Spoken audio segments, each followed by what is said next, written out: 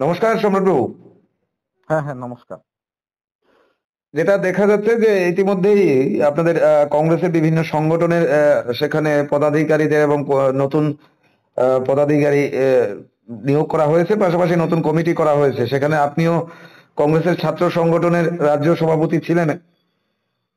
সেই জায়গায় আপনাকে এই কমিটিতে রাখা হয়নি এবং আপনার পদ থেকে আপনাকে সরানো হয়েছে ইতিমধ্যেই। কি বলবেন তার প্রতিক্রিয়া? না, অ্যাকচুয়ালি কি বলবো, ভালো।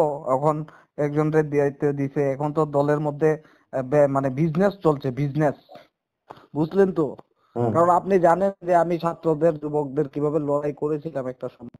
হ্যাঁ। এবং আপনি এটাও জানেন যে বিরোধী সিনহা, উনাকেও সরানো হয়েছে। উনার হাত ধরেই তো দলে আসা না ওরা। হুম। তো ওনারা ওনারা বিরোজিত বাবুকে দিল্লি থেকে, আচ্ছা যাই হোক, ইলেকশনের পরে কিন্তু আমাকেও সরিয়ে দেওয়া হলো। তো এটার মানেটা কি? মানে পুরাপুরি বিজনেস। এবং আপনাকে আমি দায়িত্ব নিয়ে বলছি, একটা কি ভূমিকা আছে রাজ্যের, এখন যাকে বানানো হয়েছে উনি কি ভূমিকা আছে শুনতে পেলাম। উনি নাকি ল্যান্ড মাফিয়া বলে পরিচিত সমাজে, এবং বিভিন্ন সোশ্যাল মিডিয়াতেও নাকি ভাইরাল হচ্ছে বিষয়টা। মানে আপনারও যাকে জানা এনএসইউ আছে। এর স্টেট প্রেসিডেন্ট করা হয়েছে ইতিমধ্যে। হ্যাঁ, হ্যাঁ, হ্যাঁ, সোশ্যাল মিডিয়াতে যা দেখলাম আর কি, আমাকেও পাঠালো।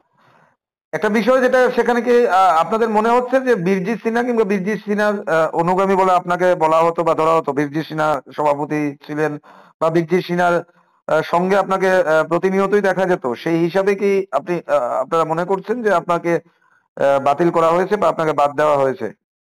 দেখুন, রাজনীতিতে কাউকে সাপোর্ট করা এটা মানে মানে এরকম বিষয় না, কাউকে ভালো লাগতেই পারে। তো আমার সাথে, আমাকে উনি রাজনীতিতে বিরোজিত আঙ্কেল আমাকে শিখিয়েছেন সবকিছু, কিভাবে লড়াই করতে হয়, কিভাবে সংগ্রাম করতে হয়, কিভাবে কথা বলতে হয়। তো উনি আমাকে শিখিয়েছেন, তো আমি কেন ওনার সাথে আমি এই ধরনের মন্তব্য বা যাই হোক, একটা চক্রান্ত, মানে একটা প্রি প্ল্যান ভাবে চক্রান্ত করেই মানে সরানো হয়েছে। এবং এটার মধ্যে কিছু পার্টির মধ্যে একটা বিজনেস চলছে। রাজ্য কংগ্রেসের বর্তমান সভাপতি রয়েছেন আশিস সাহা এবং আমরা সকলেই জানি যে সুদীপ রায় বর্মন এবং আশিস সাহা ওরা দুইজন খুব ঘনিষ্ঠ দুজনের সঙ্গে। এবং সেখানে বলা চলে এই মুহূর্তে লোকসভা নির্বাচনের আগে রাজ্য কংগ্রেসও একটা পরিবর্তন বিভিন্ন সংগঠনে। সেখানে আপনারা যারা উদ্যমী ছিলেন, আপনাকে উদ্যমী যুবক হিসাবে, ছাত্র নেতা হিসাবে কংগ্রেসের সবাই দেখতে পেয়েছে বা বিভিন্ন আন্দোলন কর্মসূচি আপনি গ্রহণ করেছেন। কি বলবেন, মানে কারা আসলে এই এই আপনি যেটা বলছেন যে বিজনেস চলছে বা একটা চক্রান্ত চলছে, হ্যাঁ, কারা এই কাজগুলো করছে বা আপনাদেরকে ব্রাত্য করা হচ্ছে সংগঠন থেকে? আপনারা তো ভালোই জানেন, যার হাত ধরে আসলো দল বদলুরা, ওনারাই তো করছে না। সবাই তো জানে, সারা রাজ্যের যেখানে যায় ওনারা তো এই ধরনের মেন্টালিটি, তাদের তো এক্সপিরিয়েন্স অনেক বেশি, বিভিন্ন দল টল করে এসেছে না, বুঝলেন না? কি বলবো। বিভিন্ন আমরা যখন 2018 সালের আগেও দেখেছি, পরেও দেখেছি, কংগ্রেসের একটা যারা, বড় অংশ বিজেপি দলে যোগ দিয়েছিলেন। সেখানে আপনিও একজন যুবক এবং যুবক এনএসইউ এর আপনি নেতৃত্ব দিয়েছেন, বিজেপি দলে যোগদান করেননি এখনো। কিভাবে দল দেখুন, করেছিলেন এবং কি, বর্তমান পরিস্থিতিতে কি করবেন আগামী দিনে?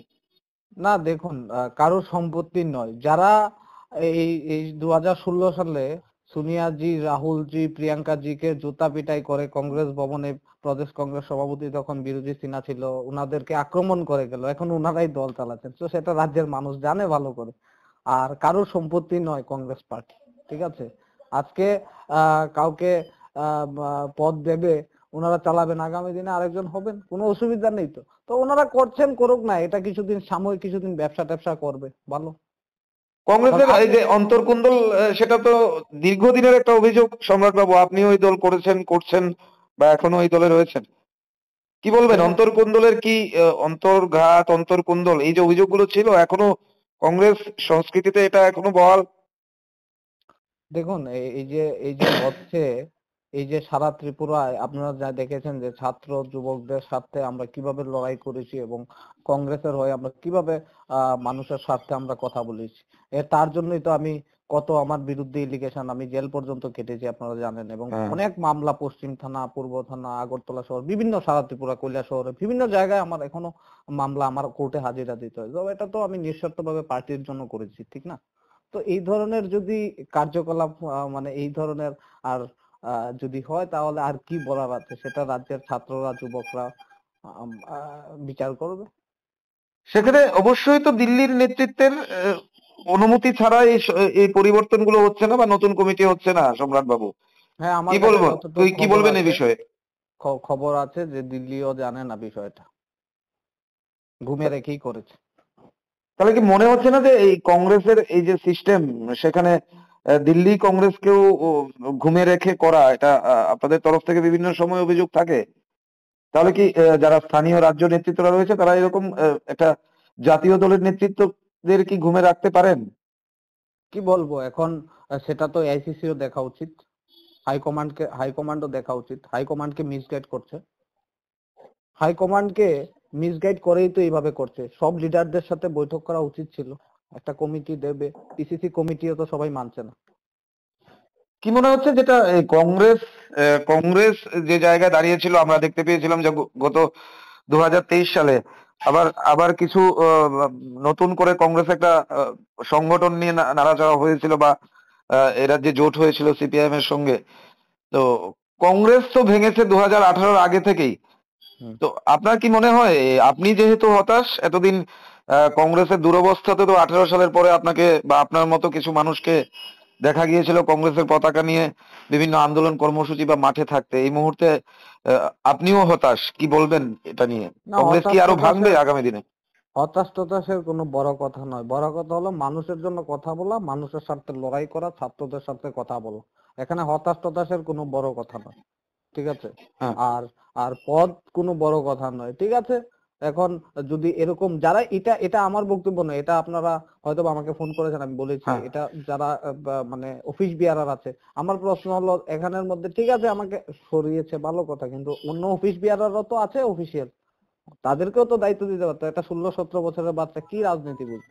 তাহলে আপনি এটা বলছেন হচ্ছে যে পুরা দল ভুল। বদলুরা এখন রাজ্যের সংগঠন, কংগ্রেসের সংগঠন চালাচ্ছে বা সেখানে দায়িত্ব গ্রহণ করছে, পরিচালিত করছে, তাহলে কি এটা বলা তো যেতে পারে আমার, দল বদলুদের কংগ্রেসে পরিণত হয়েছে এই মুহূর্তে রাজ্য কংগ্রেস?